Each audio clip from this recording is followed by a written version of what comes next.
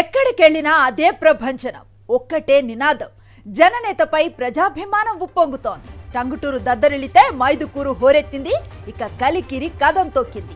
CM Jagan ఎన్నికల ప్రచారంలో దూసుకుపోతున్నారు. సంక్షేమ సారథికి మేమంతా తోడున్నామంటూ వేలాదిగా తరలి వస్తున్నారు జనం. సీఎం జగన్ సభ జరిగే రోడ్లన్నీ జనంతో కిక్కిరిసిపోయాయి. ప్రజాక్షేత్రంలో ప్రతిపక్షాలను ఎండగట్టారు సీఎం జగన్. పంచ్ డైలాగులతో విరుచుకుపడ్డారాయన. చంద్రబాబు సాధ్యం కాని హామీలను బీజేపీ సైతం నమ్మడం లేదన్నారు. మేనిఫెస్టోలో ముగ్గురి ఫోటోలు పెట్టుకునే పరిస్థితి లేదన్నారు.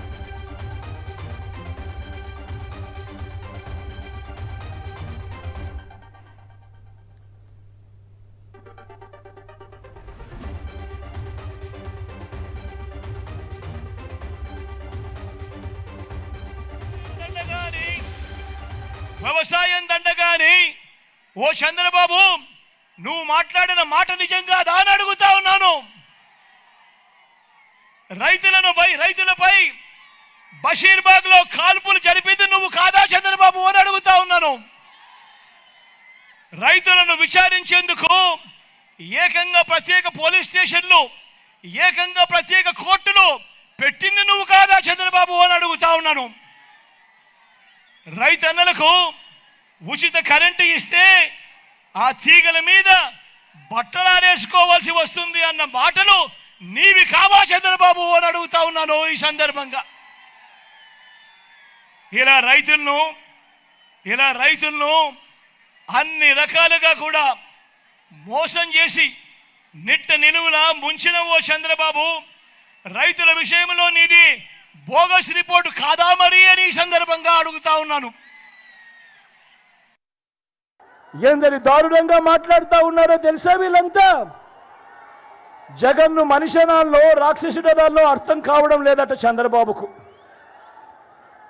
జగన్ను ఎందుకు చంపకూడదు అని అడుగుతాడు ఈ పెద్ద మనిషి చంద్రబాబు. పనిలో పనిగా జగన్ను పాతేస్తాను అని చెప్పి కూడా అంటాడు ఈ పెద్ద మనిషి చంద్రబాబు. మొన్న నందుకొట్టుకూరులో అన్న మాటలు ఇవి, మొన్న బుచ్చిరెడ్డిపాలెంలో, నెల్లూరులో, కొవ్వూరులో అన్న మాటలు ఇవి. నిజంగా నేను అడుగుతా ఉన్నా, చేతగాని వాడికి కోపం ఎక్కువ అని ఒక సామెత ఉంది. బాబు, ఓ చంద్రబాబు, నువ్వు పేదలకు చేసిన మంచేమిటి అంటే నీ దగ్గర నుంచి సమాధానం లేదు. పాత మేనిఫెస్టోను నువ్వు అమలు చేసావా అంటే నీ దగ్గర నుంచి సమాధానం రాదు. మరి నీ కొత్త మేనిఫెస్టోకు విశ్వసనీయత ఏమిటి, విలువ ఏమిటి అంటే దానికి సమాధానం రాదు.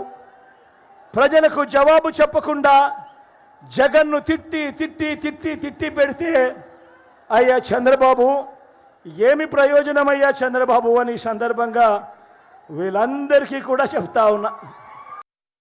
ఈ 2014లో ఇదే చంద్రబాబు ఆయన పక్కన మోడీ గారు, ఆయన పక్కన దత్తపుత్రుడి ఫోటో పెట్టుకొని చంద్రబాబు సంతకం పెట్టి మీ ప్రతి ఇంటికి పంపించిన ఈ పాంఫ్లెట్లో కనీసం ఒకటంటే ఒకటి జరగని ఈయన విశ్వసనీయత ఏ స్థాయిలో ఉంది అనంటే, ఈరోజు ఈ పెద్ద మనిషి చంద్రబాబు నాయుడు గారు మేనిఫెస్టో అంటూ డిక్లేర్ చేశాడు.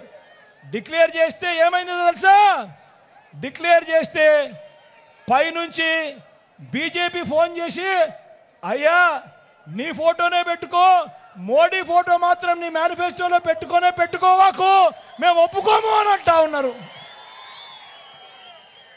అంటే ఈయన సాధ్యం కాని హామీలు అది మోసమే అని ఏ స్థాయికి రుజువు అవుతా ఉంది అనంటే, చివరికి ఈ మాదిరిగా ముగ్గురు కూటమిలో ఉండి ముగ్గురు ఫోటోలు కూడా పెట్టుకునే పరిస్థితిలో చంద్రబాబు నాయుడు లేడు అనంటే ఒక్కసారి గమనించండి ఆయన ప్రజలను ఏ స్థాయిలో మోసం చేయడానికి కోసం బరి తెగించాడో ఒక్కసారి గమనించమని కోరుతూ, వైఎస్ఆర్సీపీలోకి భారీగా వలసలు కొనసాగుతూనే ఉన్నాయి. తాజాగా వైఎస్ఆర్ జిల్లాకు చెందిన 2 కాంగ్రెస్ నేతలు వైఎస్ఆర్సీపీలో చేరిపోయారు. వైఎస్ఆర్ జిల్లా కాంగ్రెస్ పార్టీ అధ్యక్షుడు నజీర్ అహ్మద్, ఉపాధ్యక్షుడు ఫయాజ్ అహ్మద్ సీఎం వైఎస్ జగన్మోహన్ రెడ్డి సమక్షంలో వైఎస్ఆర్సీపీ తీర్థం పుచ్చుకున్నారు. తండ్రి కుమారులైన 2 నేతలకు సీఎం జగన్ కండువాలు కప్పి పార్టీలోకి ఆహ్వానించారు.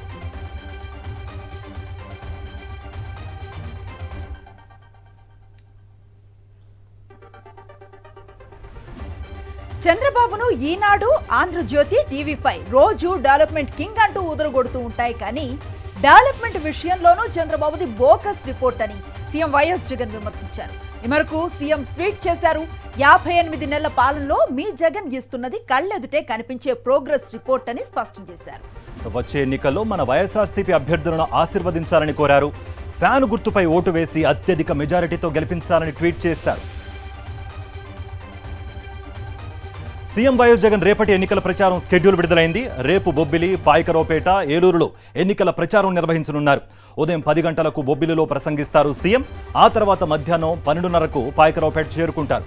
రోడ్ షోలో ప్రసంగించిన తర్వాత మధ్యాహ్నం 3 గంటలకు ఏలూరులో ఎన్నికల ప్రచారం నిర్వహిస్తారు సీఎం జగన్.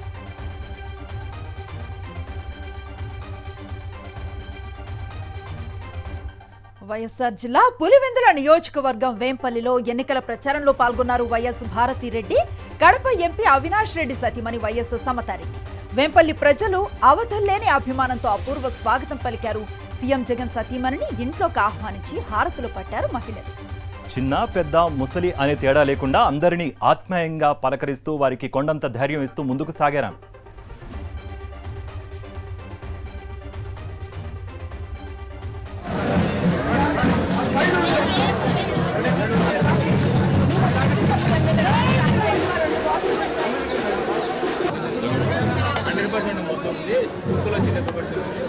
జరుగు బాబు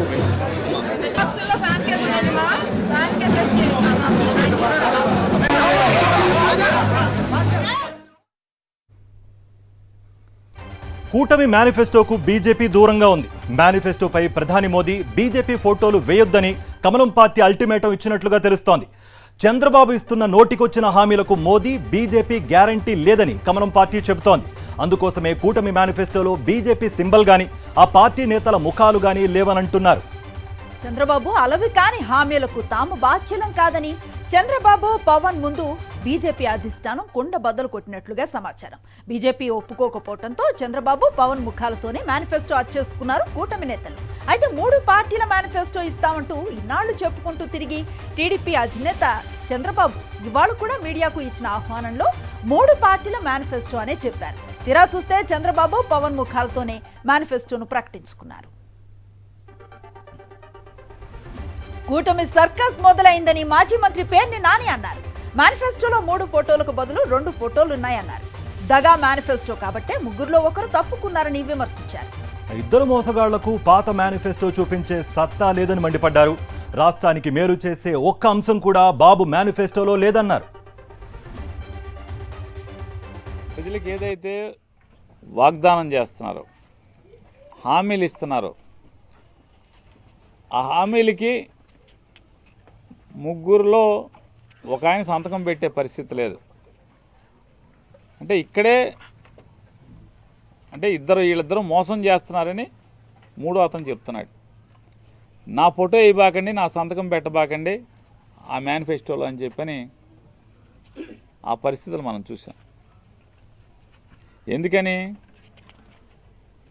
ఇవన్నీ కూడా ఈ చెప్పే మాటలన్నీ కూడా చంద్రబాబు నాయుడు, పవన్ కళ్యాణ్ ఇద్దరు చెప్పే మాటలు అమలయ్యేవి కాదు. మళ్ళీ జనాలకి టోపీ పెడతాకి 2014లో ఎలా అయితే టోపీ పెట్టారో మళ్ళీ టోపీ పెడతాకే ఇవన్నీ కూడా అరచేతిలో వైకుంఠం కాగితాల మీద చూపించేటువంటి పరిస్థితుల్ని అప్పుడే కూటమిలో ఒక సభ్యుడు నాకు సంబంధం లేదు ఈ మేనిఫెస్టోతో అన్నాడు. ప్రజల భూములు లాక్కుంటారంటూ టీడీపీ చేస్తున్న తప్పుడు ప్రచారాన్ని ఖండించారు వైఎస్ఆర్సీపీ ఎమ్మెల్యే మల్లాది విష్ణు. అసత్య హామీలతో ప్రజలను చంద్రబాబు మోసం చేస్తున్నారని ఆయన మండిపడ్డారు. కూటమి మేనిఫెస్టోకు బీజేపీ మద్దతు లేదన్నారు మల్లాది విష్ణు. మేనిఫెస్టో విడుదలకు ఏపీ బీజేపీ అధ్యక్షురాలు పురంధేశ్వరి ఎందుకు రాలేదని ఆయన ప్రశ్నించారు.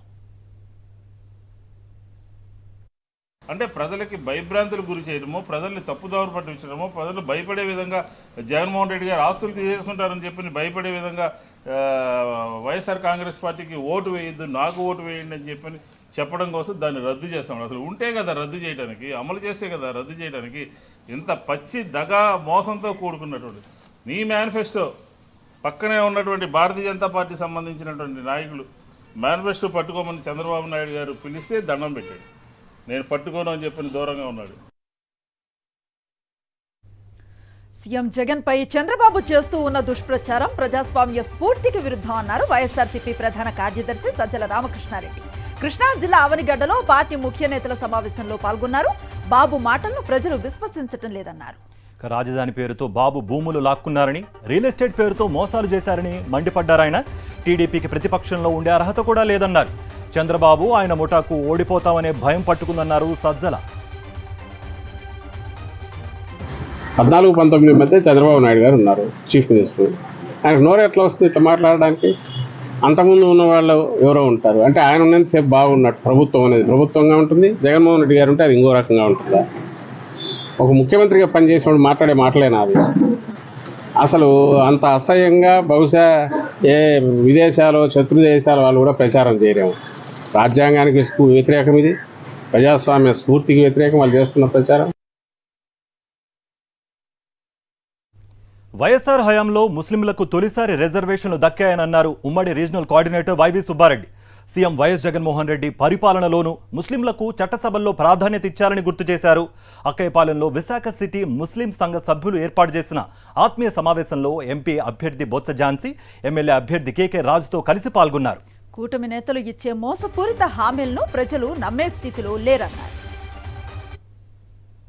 ఆ రోజుల్లో రాజశేఖర రెడ్డి గారు ముస్లిం మైనారిటీస్ కోసం దేశంలో మొట్టమొదటిగా 4% రిజర్వేషన్ తీసుకొచ్చారు.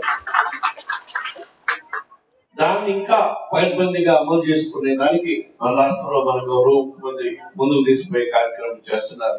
అది కూడా కాకుండా ఇప్పుడున్న పరిస్థితుల్లో మన రాష్ట్రంలో జరుగుతున్న ఎన్నికల్లో, దేశవ్యాప్తంగా జరుగుతున్న మన రాష్ట్రంలో జరుగుతున్న ఎన్నికల్లో ప్రధాన పోటీ ఎవరెవరికి ఉంది అంటే ఒకసారి ఆలోచించండి.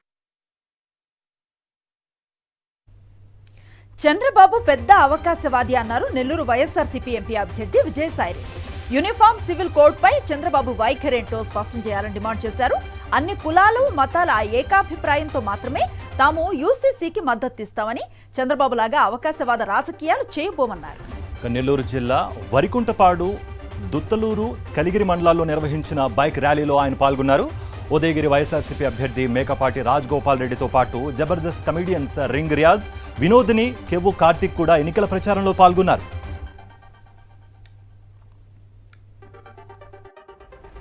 చంద్రబాబు నాయుడిని నేను ఒకటే అడుగుతా ఉన్నా. చంద్రబాబు నాయుడు, నీ పార్టీ యొక్క ఈ యొక్క విధి విధానాలు యూనిఫామ్ సివిల్ కోడ్ మీద ఏంటి అని ప్రశ్నిస్తా ఉన్నా. దానికి జవాబు చెప్పడు. చంద్రబాబు నాయుడు పెద్ద డ్రామా ఆర్టిస్టు, అవకాశవాది. అందుకే ముస్లిం సోదరులకు వ్యతిరేకంగా పనిచేస్తా ఉన్నాడు. ఈ విషయాన్ని నేను మీకు ఈ సందర్భంగా తెలియజేసుకుంటా ఉన్నా. ల్యాండ్ టైటిలింగ్ యాక్ట్ విషయంలో ప్రతిపక్షాలు చేస్తున్న ప్రచారంపై మంత్రి కారుమూరి నాగేశ్వరరావు ఘాటుగా స్పందించారు. ప్రజల ఆస్తులను ప్రభుత్వం కాజేసేందుకు ప్రయత్నిస్తోందని చేస్తున్న ప్రచారంపై ఈసీకి ఫిర్యాదు చేస్తామని అన్నారు. అబద్ధాలను ప్రచారం చేయడంలో చంద్రబాబు దిట్ట అని విమర్శించారు.